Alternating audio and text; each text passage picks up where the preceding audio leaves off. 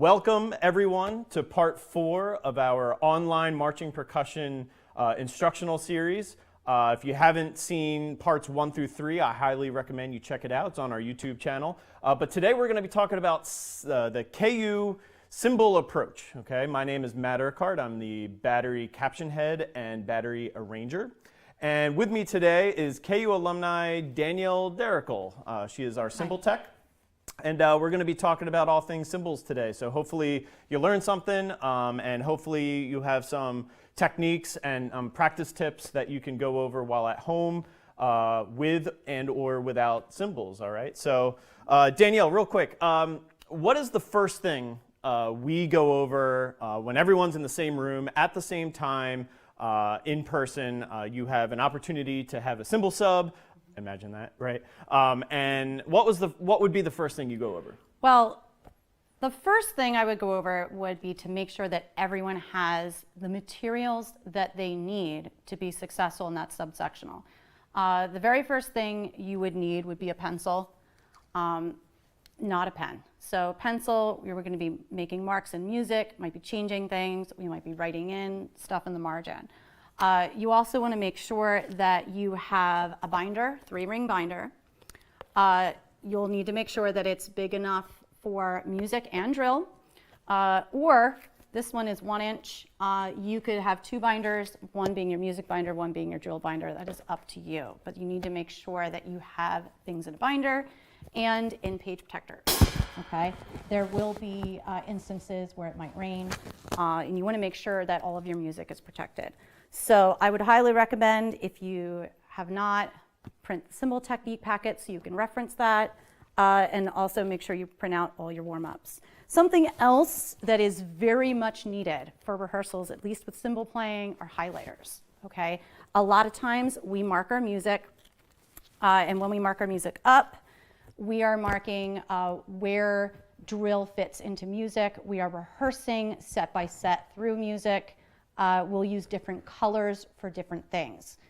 So you need to make sure you have maybe like 4 or 5 different colors. And okay? I'm going to interrupt you real quick because this is very important for everyone in the battery, especially bass drummers too, because bass drum and cymbals, team split, you know, they all have split parts. So bass drummers, it's very important that you also highlight music and stuff like that. But everyone in the ensemble, for the most part, should have some sort of binder with all your music in it. And the reason why this is particularly important, especially with cymbals, besides the fact that it is team split, is that we can't hold music right in front of our face when we play. So when you're playing the cymbals are in front of your face, okay? There's no music right here. So you are actually, will have to put your music further away from you, and unless you have eyes like a hawk, you need to write big and you need to use a lot of colors. Cool. So we have highlighters, pens, pencils, all your typical pre-rehearsal stuff. Right. What's one thing that's very specific to cymbals that other sections may not have? For cymbals, you definitely want to get a pair of C-Vine cymbal gloves. The pair that I have right here, this is in burgundy. I recommend everyone getting a pair on cvine.com of cymbal gloves. They do make hornline gloves, but we're doing cymbal gloves. The difference is that cymbals, there's no glove tips. Your fingertips are cut off. Okay, I highly recommend this because the leather straps are very abrasive on your wrist, and this will help with flipping. It'll make control easier and faster. Also, I believe they are $14, $14.95, something like that. Get them in black. Okay, so everyone should have a pair of gloves coming into band camp in black. Okay, so I do want to go over positioning of the cymbals with you so that you are aware what the KU approach is to cymbal playing and positioning. First, for playing position, your cymbals are going to be about 1 inch apart in front of your face, around your nose area. Knots will be facing in.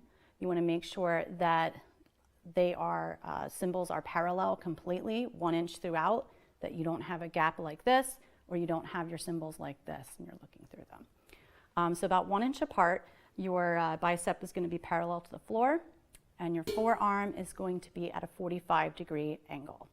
All right. It's also important to note that when you are holding a pair of cymbals, It helps to have fingers spread. I know some people like to curl their fingers.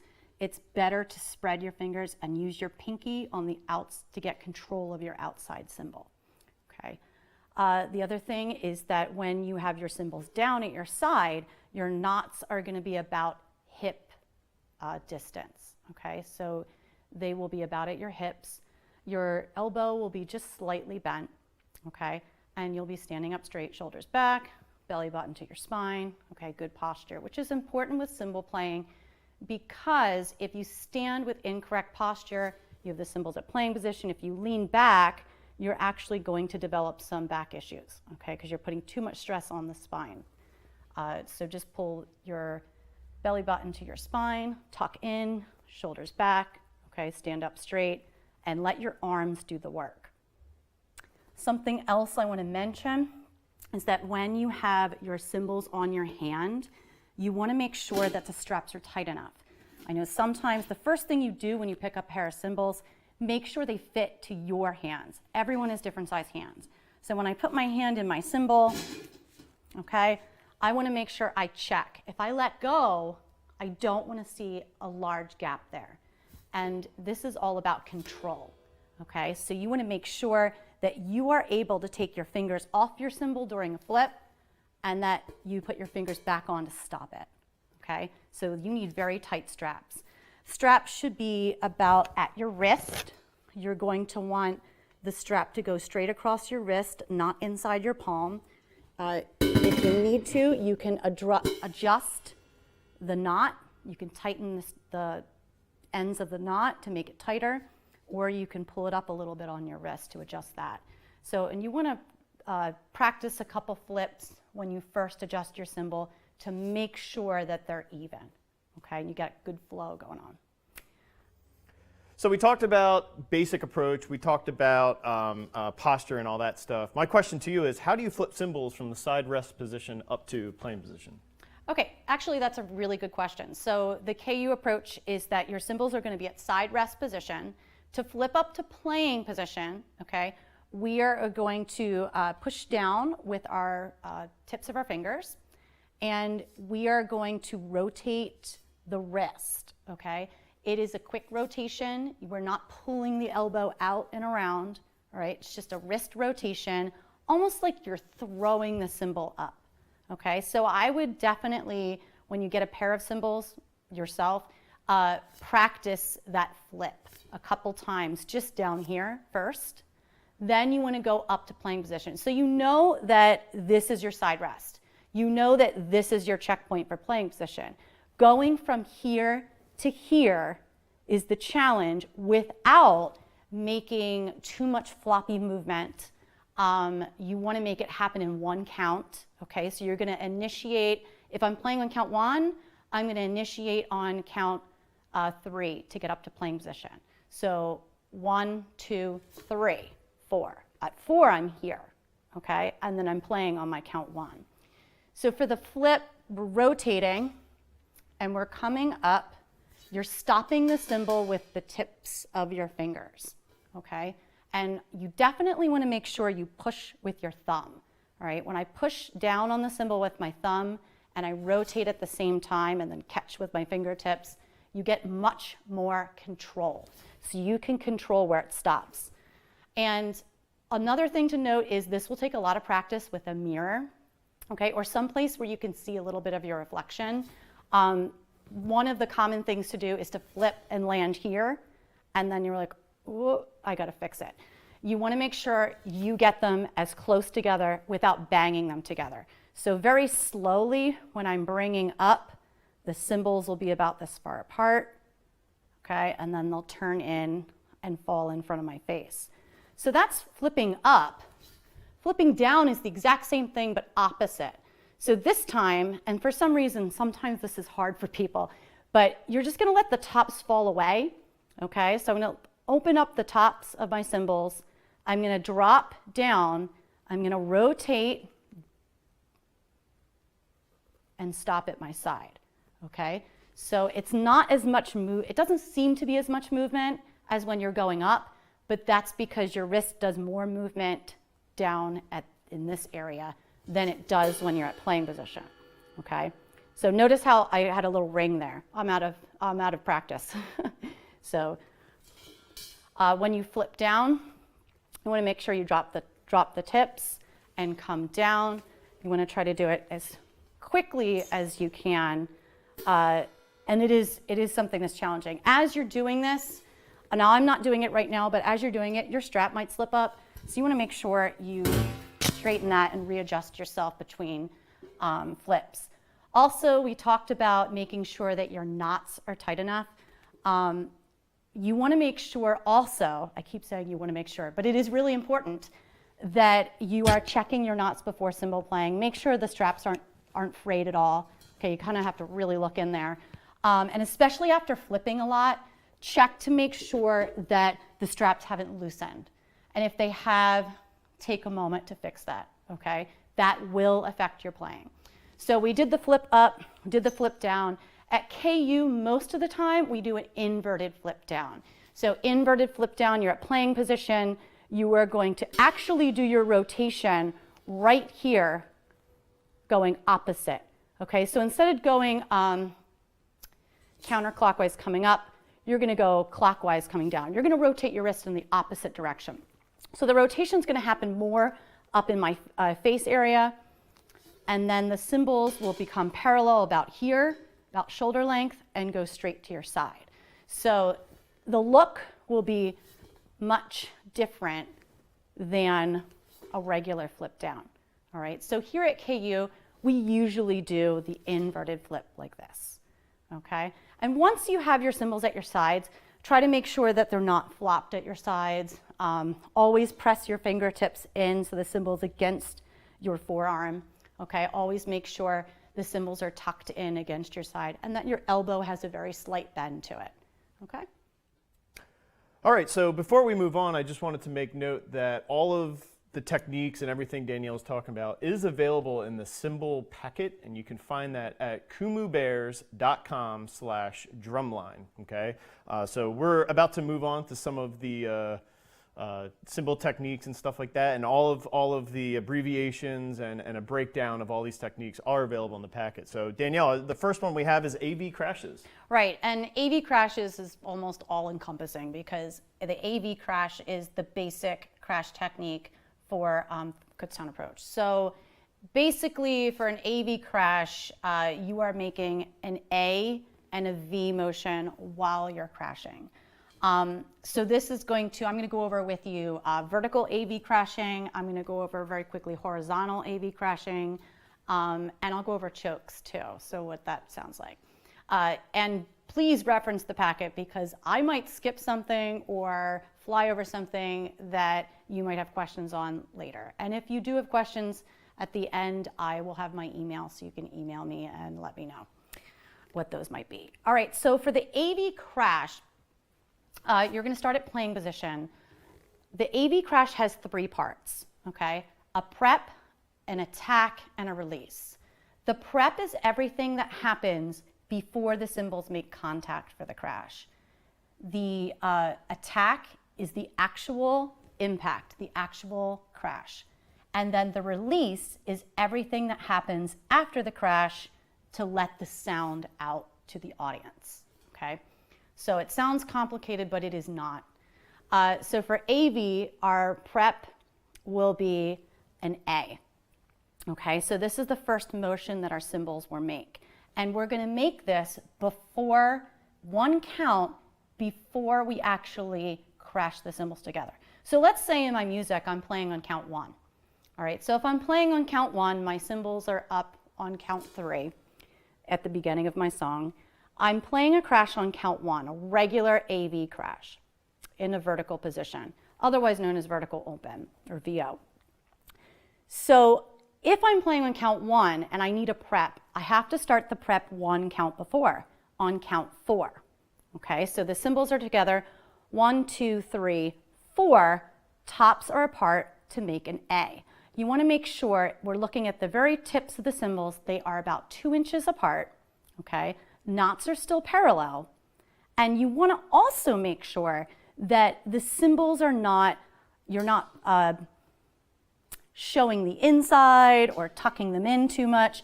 You want to keep this as perpendicular to each other as possible. Okay, it's all geometry here. So playing position, count 4, pull apart. This is your A. This is the first step, count 4. On the and of count 4, you are going to turn the cymbals into a V position. Okay, and a lot of times the biggest mistake people will make is that they will make their V like this, or they'll make their V like this. So you want to make sure that everything is level and straight, okay? So we're starting on count 4 for the A, the and of 4 for the V, okay? The next count is count 1. Now, in cymbal playing, we're now approaching the attack, okay? So, for the attack, the left cymbal is going to come inside the right cymbal. This is going to produce a flam effect, okay? So this is count 1 and. When we do this, you should see a half moon of your cymbals, okay? Just quite a little bit of a displacement. We cannot hit them straight on. If we hit these cymbals straight on, we will get what is called a air pocket, okay, which can damage the cymbals. They actually can be turned inside out in extreme cases, and it's a very undesirable sound, okay? So here we, on the attack, count 1, we're making contact. This is the and of 1. Now we're going to go into the release. Now, as you can see, you're like, oh, this is not a great sound. Well, this is the positions. These are the checkpoints to the AV crash. Okay, so it sounds silly right now. I'll play the whole thing then, but these are the checkpoints. So here we are, our cymbals are together. We have our half moon, right cymbal slightly over the left cymbal. Now we're gonna go into our release to get the air out, okay? So on count 2, cymbals are gonna go back to the A. On the and of 2, you're gonna flip them back. And on count 3, you're gonna lock back into our open playing position, okay? So very quickly, I'll roll through that again with you. We're starting in our vertical playing position. On count 4, pull the tops apart into an A. And of 4, flip to a V position. 1, and. Now we're on our half moon. This is the attack. 2, pull apart into an A again. And 2, go to a V. 3, back to set or playing position. Most crashes, you will go back to your playing position on 3. We call that locking on 3. Right, so that is the basic vertical AV crash. I'll play one for you.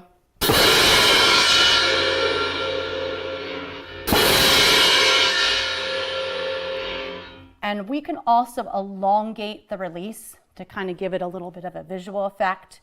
So we might do a quick 4 and, okay? And then on 1, we might do a slow release. So we'll hit on 2 and 3, okay? So you can kind of play with that a little bit. So with the Kutztown approach, we usually stick with our checkpoints, okay? So 4 and 1, 2, and 3, okay? So that's our vertical open crash VO, otherwise known as an AV vertical crash. Very quickly, I'm just gonna show you a crash choke. For the crash choke, prep is the same, attack is the same. Release is a little different. All right, so for our release, you're gonna think of an A. We're gonna play our crash. I'm just gonna show you the checkpoints. 4 and bottom top attack. I'm not gonna hit them together. You won't be able to hear me then. Bottom attack, top contact. And then for your release, we're gonna pull into our A, but simultaneously pull into our body. At the same time, this is the part that sometimes throws people, we're cutting the sound in our armpit area, except your forearms are going to push against the cymbal to dampen the sound. All right, this happens in one motion. So I'm gonna start in my V, bottom, top, choke, okay? When you bring into the choke, it's going to look different on different people, okay? If you are taller, shorter, it's just going to be a little different. You want to make sure that the tops aren't touching. That makes sound, all right? Fingertips are going to be on the top of the cymbal to dampen sound. Forearms are going to be on the cymbal to dampen sound. And the cymbal is going to be in your, right into your armpit. Most people have a misconception that the sound is cut off just by your body. It's actually not. The forearms are the driving force. Okay? Cool. Do you mind demonstrating a crash choke for us? Sure, I can do that. So for your crash choke, cymbals are in playing position. And on the and of 4, I'm going to start with my prep.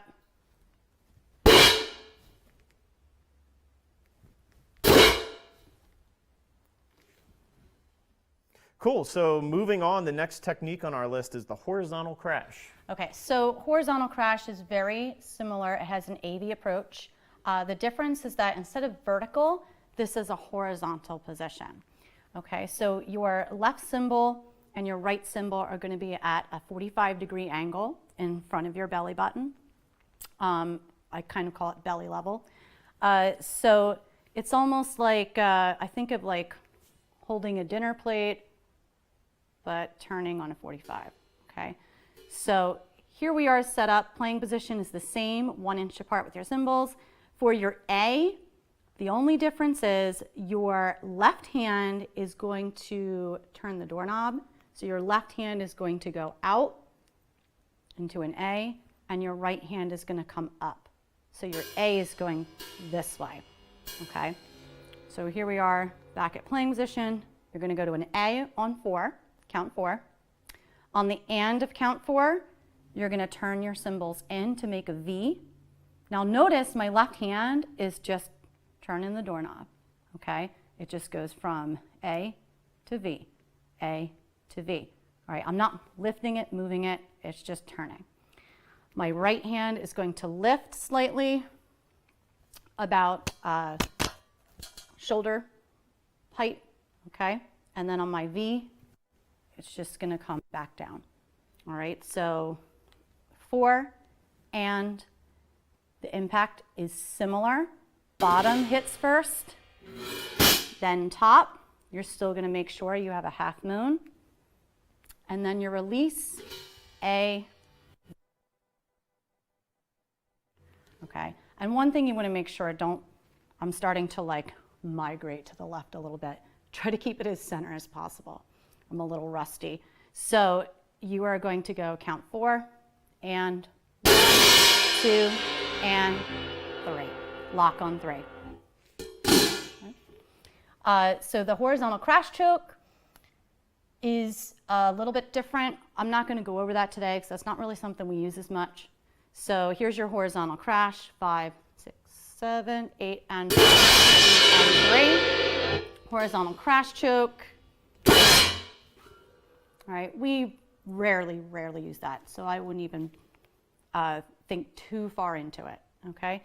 So that's our horizontal crashing. We went over our vertical crashing.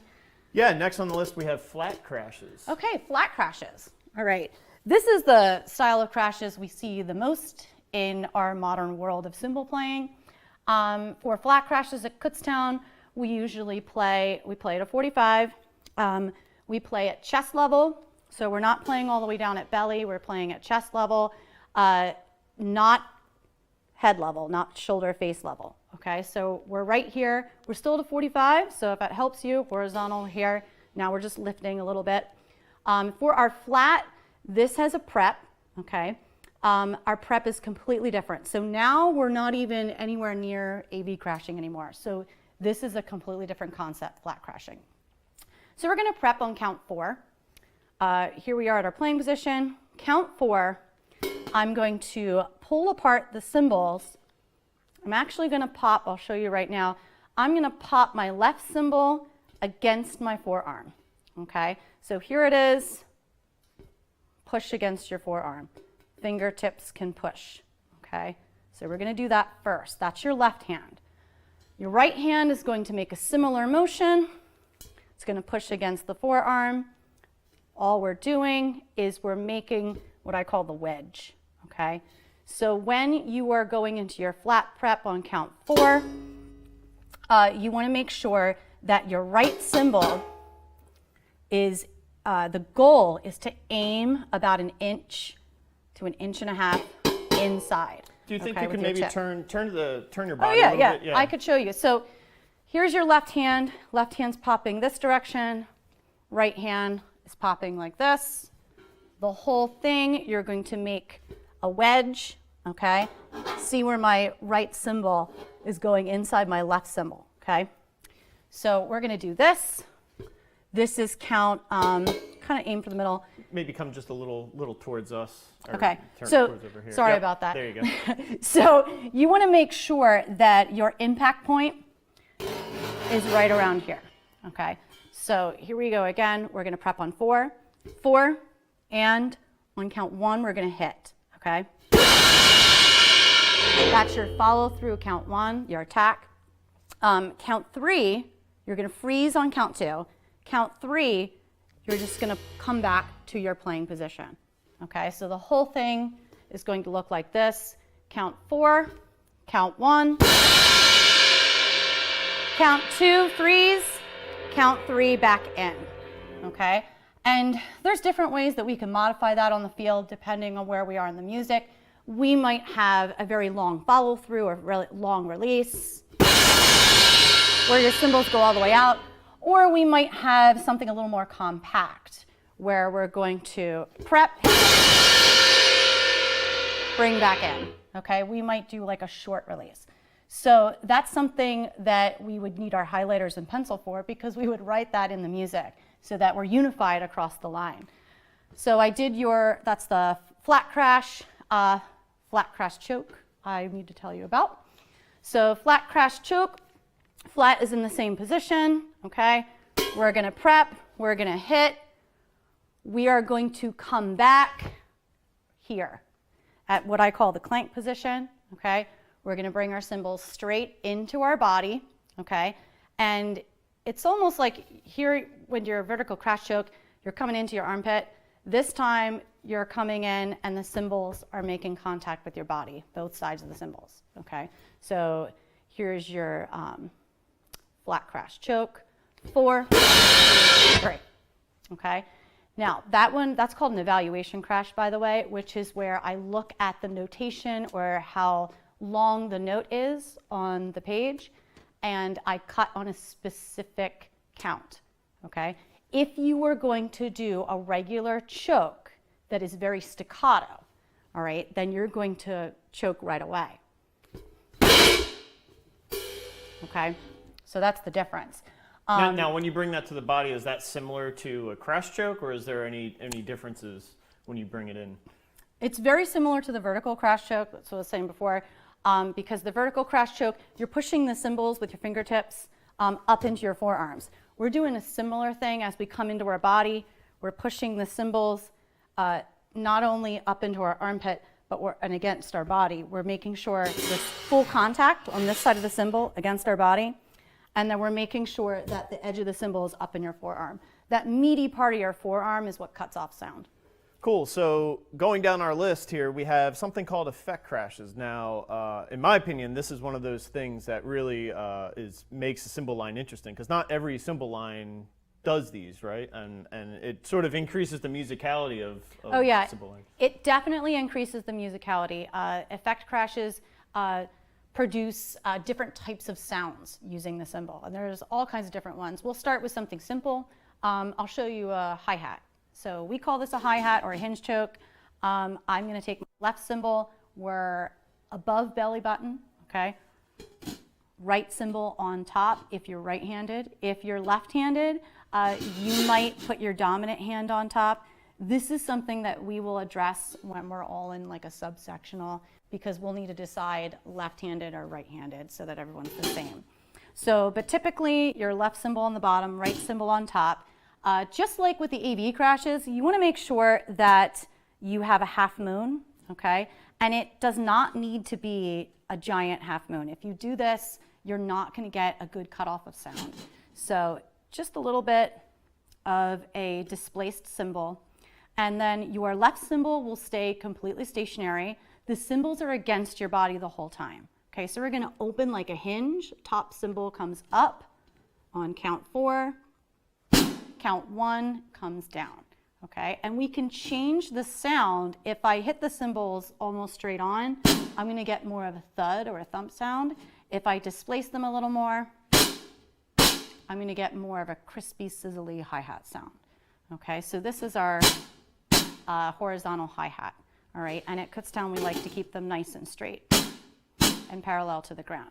That actually leads me right into our vertical hi-hat, which sometimes we use if we're mixing some vertical AV crashes in, because it might be difficult to go here to back. So to save some time, we might be up here, and then we might come in here for a vertical hinge choke. Okay, so vertical hinge choke, similar to being at the belly, except this time you're right over your sternum bone. Okay, right cymbal is slightly higher than your left cymbal. Okay, and this time the cymbals that are at your body will stay in contact with your body the entire time. You will open the outer edges and you will bring them together on your count, on your playing count. Count 1 in this instance. So 1, 2, 3, 4, 1. All right, and that's our vertical hinge choke. So hi-hat, vertical hinge choke. All right, those two. And next we have the let's see. clunks and clanks. Oh yeah. These are actually some of my favorites. I love clunks and clanks. So clunks and clanks are executed, and if you remember when we were doing the flat crash choke, I was bringing the cymbals in against my body. That is actually the position that we're going to use. I call it the clank position. You are going to hold the cymbals against your body before you play. The right cymbal is going to overlap the left cymbal just a little bit like that.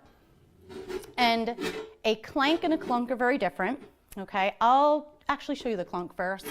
When you play the clunk, you're going to open your right cymbal and hit your left cymbal, okay, without pulling cymbals away from your body. So the cymbals on this side, the inside of your cymbal, is in contact with your body the entire time.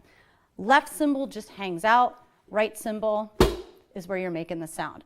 A clunk makes a kind of a thud, all right, and you're gonna make sure that your forearm and your elbow right against the cymbal the whole time so you don't get any ringing. So a clunk, you don't want any kind of ringing sound. Your prep on count 4 is opening the cymbal, the right cymbal out. Count 1, your attack is the clunk sound. That's a clunk. I love clanks. Those are my favorite ones to play. We use a lot of clanks to accent notes. So for a clank, very similar. Right cymbal overlaps the left cymbal, okay? This time, we're gonna open, and when I open, both cymbals are gonna come away from my body just a little bit, okay, about a couple inches. So for a clank, I'm going to open my right hand, pull away from my body slightly so I don't mute anything. I'm going to hit my left cymbal with the tip of my right cymbal, okay, hit it, and then I'm gonna pull both cymbals in to cut off the sound. So if I do this very quickly, it's going to sound like this, okay? You can hear a little bit of a ring there. If I'm facing forward, looks like this. So there's different types of clanks actually. I might say wet clank, which is a little more ringing. Or I might say very dry clank, which would be almost a clunking sound. Okay. It has a little less brilliance. Yeah, it doesn't sizzle or ring.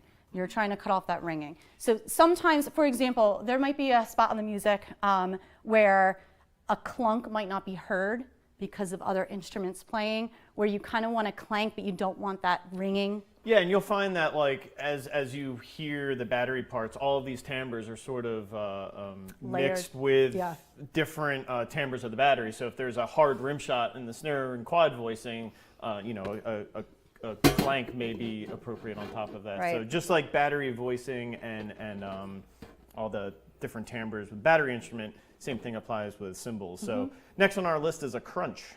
Oh yeah, crunch. I should have actually started with this one, but that's okay. So a crunch is playing position, cymbals apart. That's it. Okay, so I still have my cymbal slightly displaced, which I always do, so I don't get that thud sound or any air pockety noises that are undesirable in cymbal playing.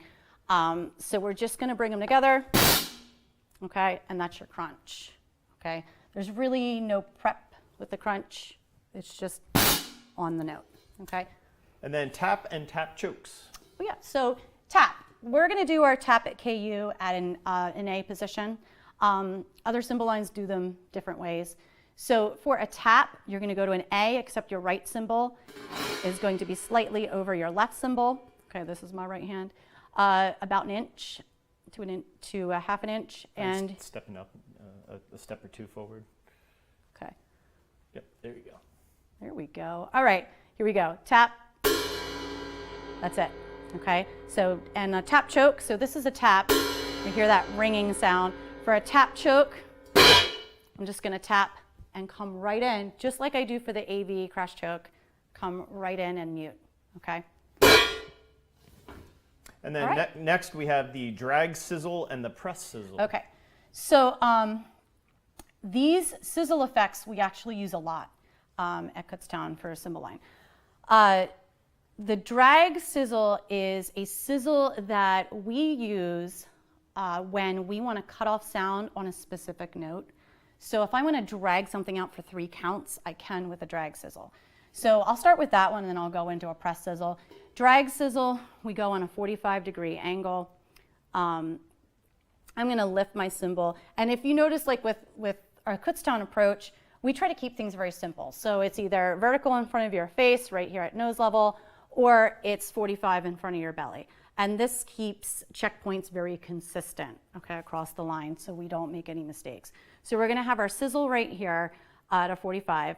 I'm gonna lift my top cymbal just slightly, and I'm gonna drop it. And this is the part that is very tricky. You might, if you've never done this before, you are gonna struggle to find the right sound, and that's okay.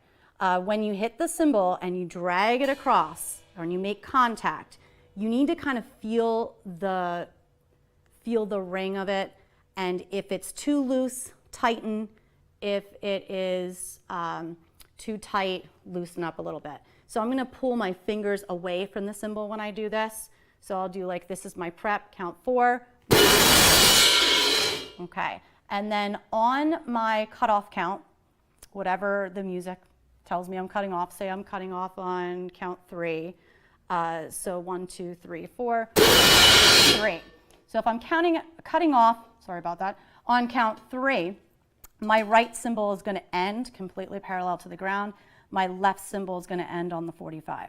Okay, and I'm pulling into my belly too as well. So the sizzle, we're able to control sustain. Yes. Whereas some of the other standard techniques is more of a accent or a single note.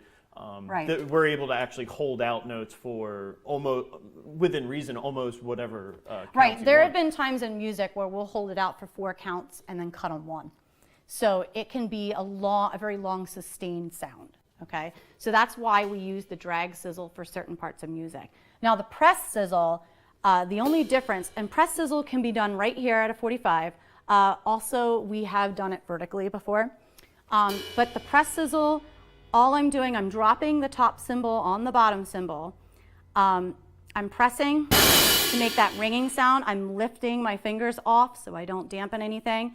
And then to cut that sound, thump your fingers back on the cymbal. So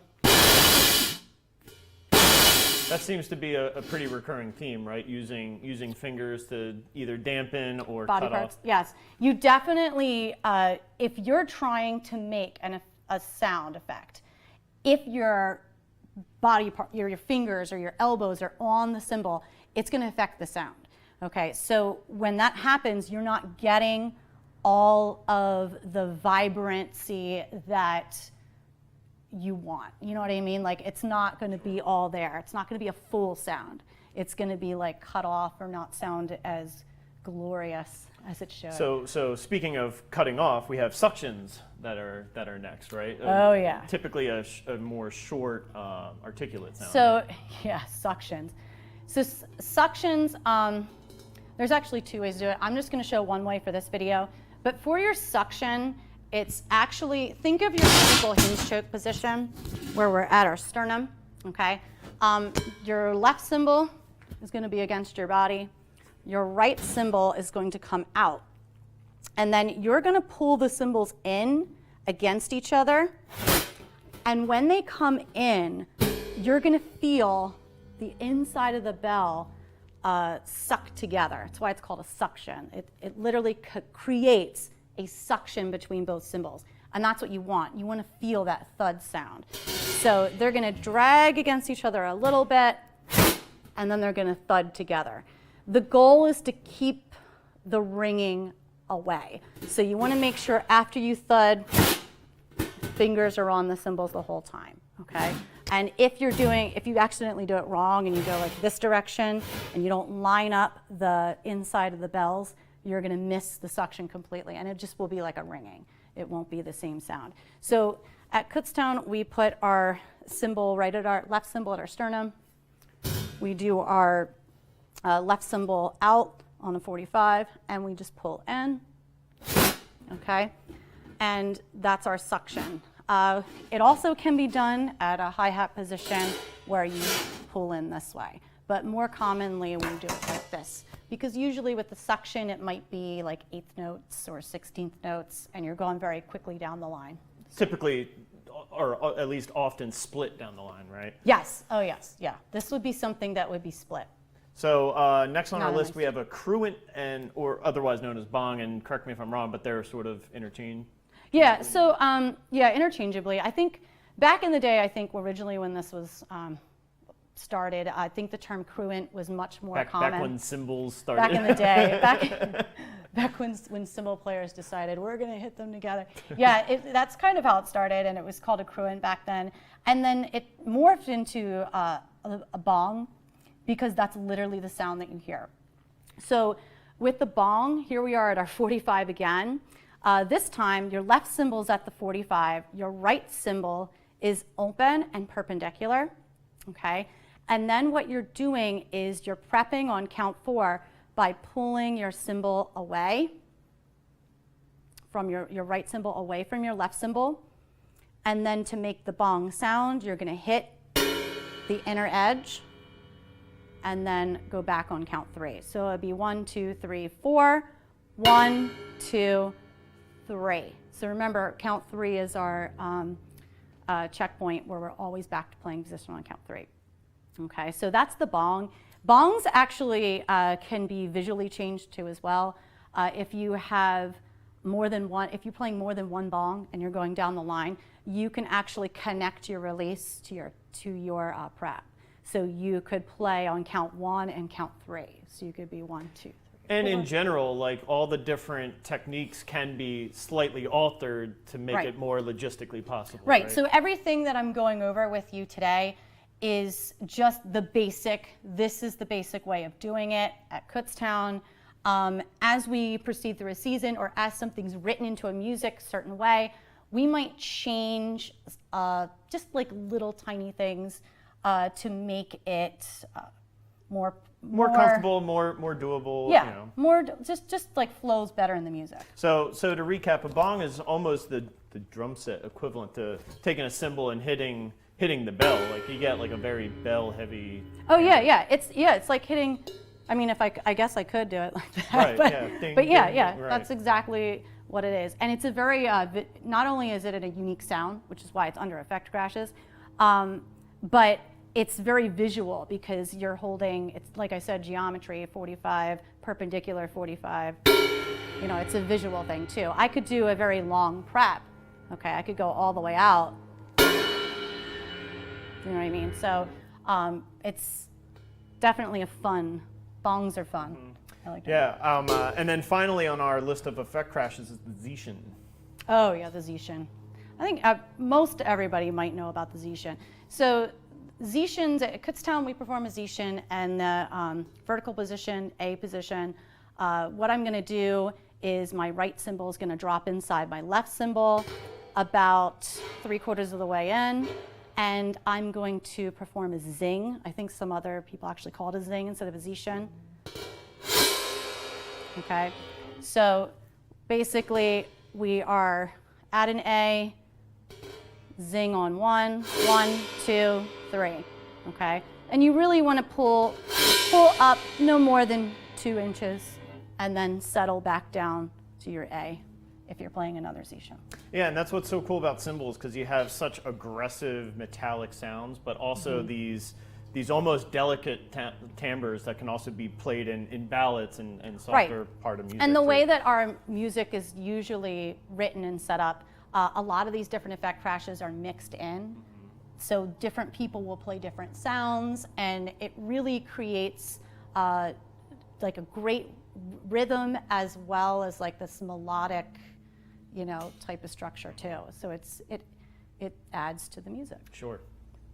All right, so now that we talked about some basic technique and approach to cymbals, we're gonna now move on to how to implement that in our exercise program, starting with LEGATOS, which is our legatos exercise for the battery.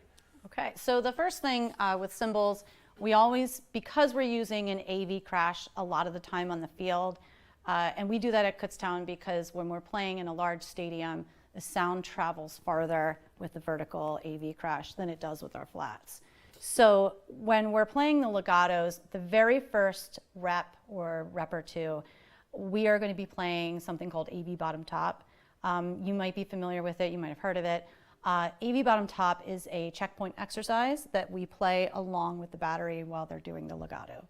So it's going to go, we go through our checkpoints, basically is what happens. We'll start on count 1, we'll go straight to an A. So when you come into the exercise, 5, 6, 7, 8, A, V, bottom, top, A, V, open, and then there's a rest. So open is its own count, okay? So it's 1, 2, 3, 4, 1, 2, 3, rest on 4, okay? Then you're gonna rest for a whole bar, 1, 2, 3, 4, and repeat, okay? So we go through that motion 3 times, and then if we're cutting the exercise and we're not looping or repping, then on the 3rd time, we're gonna flip down after the 4 count rest. Yeah, and what's interesting is that the battery is playing straight 8th notes, so they're actually subdividing some of those rhythms for you, right? So since the cymbals are required for downbeat quarter notes, the battery is actually subdividing that for them, right? Mm-hmm. Yeah, Cool. definitely. So it's basically just checkpoints to the AV crash. And we always start with this to kind of warm up our technique and make sure that everyone's holding their A here when they're crashing or have their V here when they're coming in. So it's just a checkpoint exercise, and it's a great way to start our warm-up. So we'll play that like the first 2 times through. If it's a short rehearsal, we might only play it 1 time through. And then the 3rd time through or the 2nd time through, we'll switch to regular crashing. And this is where in cymbal land we call it crash 2, 3, 4, rest 2, 3, 4. It's exactly what it sounds. You're going to play on 1. All right, so you'll play your regular AV crash on 1, 5, 6, 7, 8, and 2, 3, 4. I have to cut off so you can hear me talking. You'll rest for 4 counts, and then you'll hit on the next count. So it's crash 2, 3, 4, rest 2, 3, 4, and crash 2, 3, 4, rest 2, 3, 4, and goes through like that. Cool. So then from there on out, you may be substituting crash with a crash choke and a flat crash and a flat crash choke. Right. So like we might play AV through like 1 or 2 times. We might play crash 2, 3, 4 vertically 1 time, maybe 2 times, depending on how much warming up we have available. And then we'll switch to crash chokes. So it's going to be the same format. It's crash 2, 3, 4, rest 2, 3, 4. It's the same format, except this time instead of regular AV crashes, you're going to do AV chokes. So you would just choke 2, 3, 4, 5, 6, 7, 8, and 2, 3, 4. You know what I mean? So you just go through with that. We'll also do flats. So you'll do a whole rep of flat crashes, then you'll do a whole rep of flat chokes. Okay, so that's just a way to warm up different positions. Sure. Next on our list is 6-on-4, which is our accent tap exercise. Now, in the world of battery, we use accent tap as our multi-height exercise, just like legatos is our single height exercise. But in the world of cymbals, accent tap is now the use of multi-timbres, multi-sounds, multi-techniques, whereas legatos was focusing on one sound and technique all the way through. So Danielle, if you want to sort of run through this for us. Now, we understand you may not have cymbals at home, but this is sort of a basic overview. Right, so for 6-on-4, we're gonna start, most of this exercise is using the bong technique. So you're gonna start playing unison through the entire first line on your music. So it's going to be, you're bonging on 1 for the first 2 measures. And actually, something to note, this actually lines up most of the time with the bass drum accents. So that's purposeful. On the 3rd bar, you are playing 1, 2, and 3, 4, 1, 2, and 3, 4. That's where you're bonging in. Then we have a sizzle in 1 measure. And then it goes right back into a similar pattern where you're hi-hatting this time. Sorry, they're like jumbled out. Hi-hatting. You're hi-hatting this time. And I purposely changed that since the rhythm changes, so it's a different technique. So you're just gonna hi-hat 1, 2, 3, and 4, 1, 2, 3, and 4. Then we're gonna go back into the bong for 1 measure. So you're bonging 1, 2, and 3, 4, sizz 2, 3, 4, and that's a drag sizzle in there. I know it doesn't say, but whenever you see, you know, the elongated, that means you need to drag that out until the next count starts. Okay. Right. So if I'm not mistaken, I don't have the score in front of me, but that whole top line is typically unison. Yes. Right? And you'll see there's nothing written here, so that's everyone's playing together. When you get to the 2nd line, you're going to notice it'll say even, odd, all. That's where things are going to be split. So when we get to that part, you're going to want to make sure that for at least auditioning, you're playing the evens part.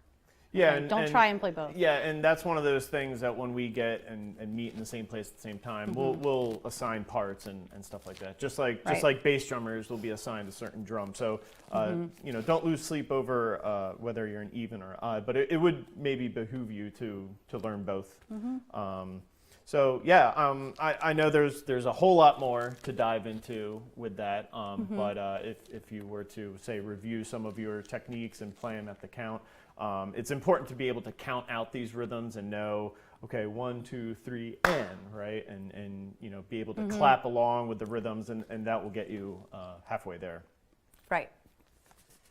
All right, and the final exercise, or in this case, performance piece, is Goldie's Revenge, which is our street beat. It's our cadence, and Danielle's going to talk about something. Yeah, I'll go over just a quick notation stuff with you. So when you're playing this, A to C, make sure that where it says CR in this music, that means crash, and we're talking about a regular AV crash, okay? So there's a crashing, then HH, it switch to hi-hat in the 2nd bar. CRCH is crash choke, so it's an AV crash choke. So you're vertical, you're doing your crash, and you're choking right here. And then we have 2 more crashes in measure 5. So every time you see CR, that's an AV crash. Every time you see CRCH, that's an AV crash choke. At letter A, you're going to see sizzle. There's 3 4-count sizzles right there, back to back. Just play that unison. So if you were with us last year and you're auditioning again this year, don't try and play apart from last year. Just play that all unison. Down on the 2nd line, looks like 4 bars, measure 12, 4 bars before B. We're switching to an 8th note hi-hat technique. Just make sure that you either choose the even part or the odd part. So the downbeat or the upbeat. Don't try and play both, okay? So you can decide, I'm fine with you just doing the downbeat, but don't try and play both. Yeah, I would actually it. recommend, if you comb through the exercise one time playing the even part, Right. which is that the downbeat version or the upbeat version, and then go through it again, playing the opposite with the upbeats. That way, depending on what part you get placed on, you're familiar with it.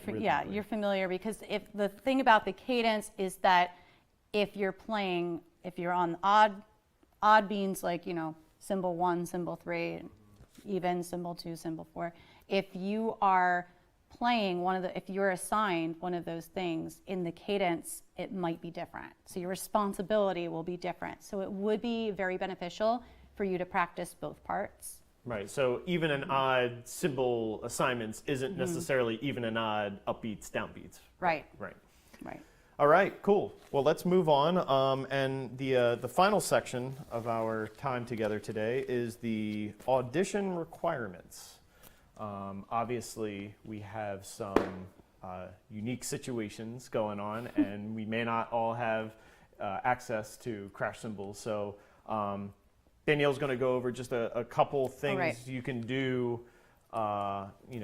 Either clapping or, working on rhythms and stuff to prepare for those auditions. And we'll also review some of the things that we expect when you submit your video.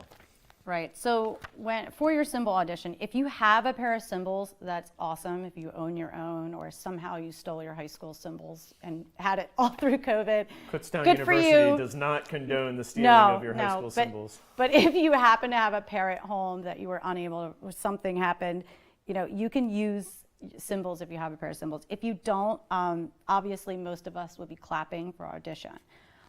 For cymbals, we're going to be doing the LEGATOS at 130 beats per minute.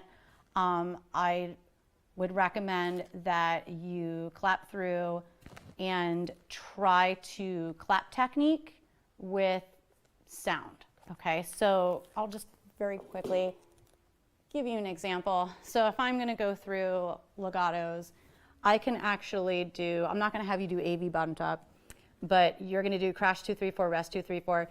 Put your hands in front of your face like you're going to play an AV crash. Okay, so when you're mark time, always mark time.